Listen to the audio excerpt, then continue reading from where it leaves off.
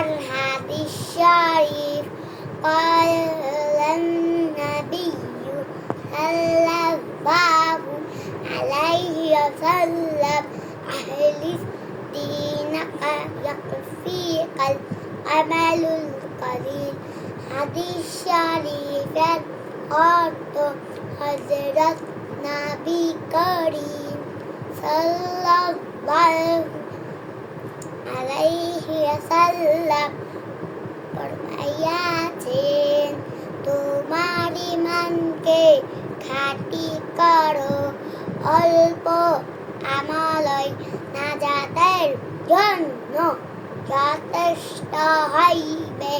2 নম্বর হাদিস শরীফ খায়রুকুম মান তাআল্লামাল কুরআনা ওয়া আল্লামা।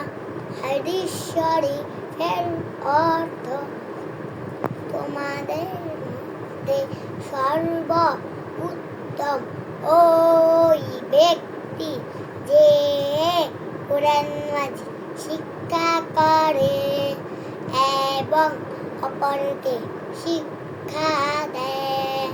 3 নম্বর আলা কুল্লি মুসলিম।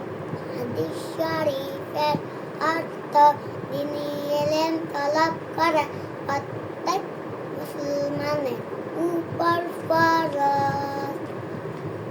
4 নম্বর হাদিস শরীফ আত-তুহুরু শাতরুল ঈমান।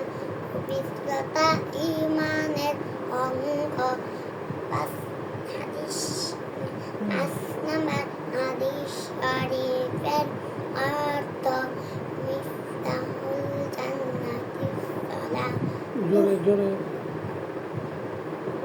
হাদিস শরীফের অর্থ, নামাজ বেহেশতের চাবি।